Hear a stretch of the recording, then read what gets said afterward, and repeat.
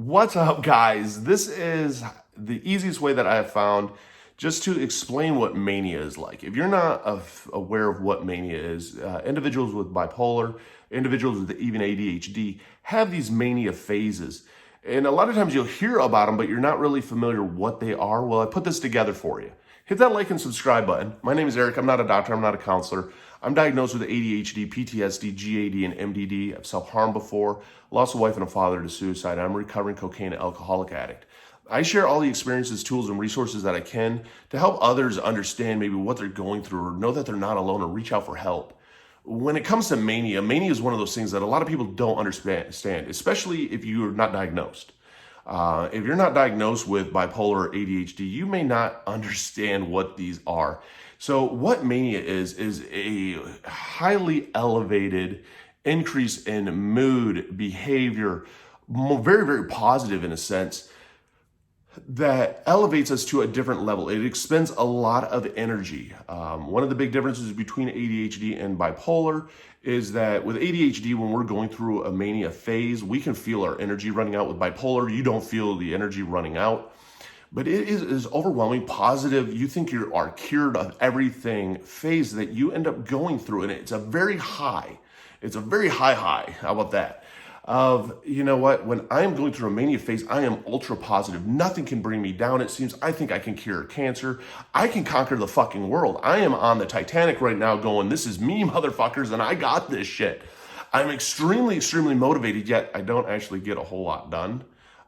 Because I am in such an elevated level, I will focus on different things and almost hyper focus on them of going, I got this.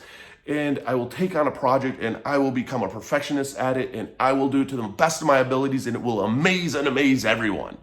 At least that's what's going through my head, and it's going through my head nonstop. It's even to the point that a lot of times through a mania phase, we'll spend money because we don't give a shit. We don't care in the world. I mean, that's the flip side of mania. You would think that, hey, if somebody's on, going through a mania, well, that's great. But the flip side of it is we are so positive and such a good outlook that, I mean, somebody could essentially break up with you and it doesn't even register in your head. Now, later on it does, and then you come collapsing down. But during that time, it's almost that nothing can tear us down from where we're standing. Our heart rate's going, our blood is flowing, and we feel that we are going to conquer the world. We also don't think of anything coming down the road or any of the actions that what we're going to do is actually going to come back to bite us in the ass. That's where like even spending money comes into play. We can blow through money extremely easy, extremely quick on a mania phase because it doesn't even enter our brain of, hey, you shouldn't be spending this money. We only want to keep feeding that good feeling. Sometimes it even gets into a point of hypersexuality where you're in the point of you're overly sexed and you're having sex, and sometimes you end up having sex with people you shouldn't have sex with, and then later on comes the guilt and the shame. So there are a lot of negative sides to mania, but it is this massively elevated state of mind and mood that has you just feeling amazing. It is like the biggest drug high almost that you could have. And the most dangerous and the worst part about it is when we're in that level, we usually, for at least with me, I forget my meds. I spend a ton of money. I don't think of anything I do of the consequences that they're going to have.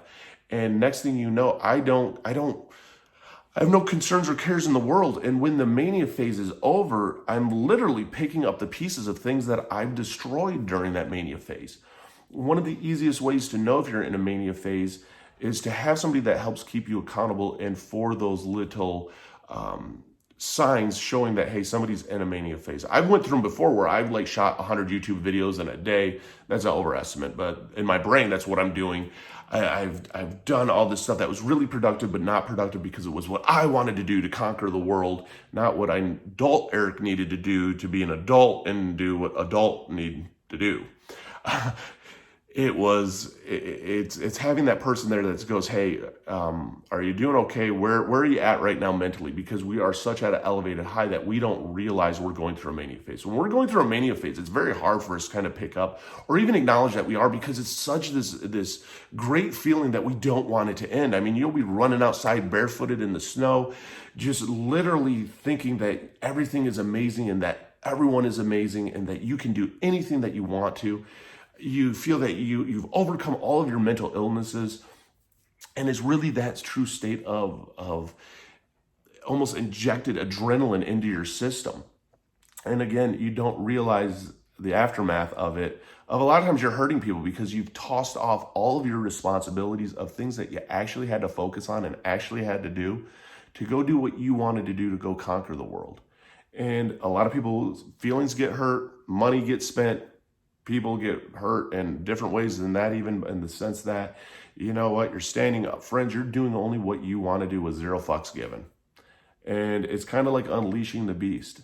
And that's the easiest way that I can explain what my mania is like, because when I'm going through a mania phase, I don't really realize it. I just think I'm like overly motivated and maybe my Adderall's having a little bit of a reverse effect on me. And the biggest sign that shows, hey, you just went through a mania phase for me is that, damn, I just spent a lot of money that I shouldn't have spent. And I just like blew off half the stuff that I needed to do. And now I'm scrambling and panicking. And the worst part about mania is you have this high positivity, excitement rate, and the low is equally as bad. Because you're literally exhausted, you're drained, you're looking back at going, what the fuck did I just do? How much money did I just spend? Who did I hurt? What did I miss in the day? Because you're almost not fully connected to the day. It's almost in a sense like you've disassociated some and derealization where you're kind of like floating, and you don't realize everything that you had done during the day, especially the things that were not the good things to do. That's one of the hardest parts about that mania. And it's a struggle. I mean, that's why medication is so important. That's why keeping to that routine is so important. One of the signs for me, if I know I'm starting to go through a mania phase, is all of a sudden my alarms will go off and I'll be like, shit, I didn't take my meds yet. And I usually will take my meds before my alarms go off on my phone. But I'm going, damn, I didn't take my meds. What is wrong with me? Why do I feel so energized, but I want to go do this stuff and I'm just kind of pushing this other shit aside? Then I start to reach out. Then I start talking and realizing, hey, I am going through a mania phase. I'm there, and the hard part is once it hits, I have so much excitement, but I can start to feel it start to drain my energy and start to go away. One of the hardest things I think is to explain is mania, except for somebody who's actually experienced it, because it is a little bit different for all of us. And there are different characteristics, again, between bipolar and ADHD mania, but they are both a mania that do share similar characteristics. That's why, again, never self-diagnose, because those two actually get misdiagnosed because of mania, because they both have a form of mania. Again, not to diagnose anybody. This is just to explain kind of what the mania is like for me. Hopefully, maybe it'll help somebody out there understand, when they wake up from some of these sessions of going, what the fuck did I just go through, and go, oh, I maybe went through a mania phase. This makes sense. And that's what it's really designed to do. I mean, again, it comes down to the more experience I feel that we can share and the more tools that we can give, the more that it helps everybody out there not go through life alone. If you click the description box, you'll see all of my different links to all my different social medias. You'll see links down below to things on Amazon, such as fidget cubes, fidget spinners, things that I use for my anxiety. You'll even see a link below for BetterHelp. And it's trial and error to find out what works for you. And therapy is huge. Therapy is so important when it comes to working through this, getting the right medication of trial and error, to getting it where we're stabilized and we can fight through every single day. Hit that like and subscribe button. Comment down below. I'd love to know your experiences on it.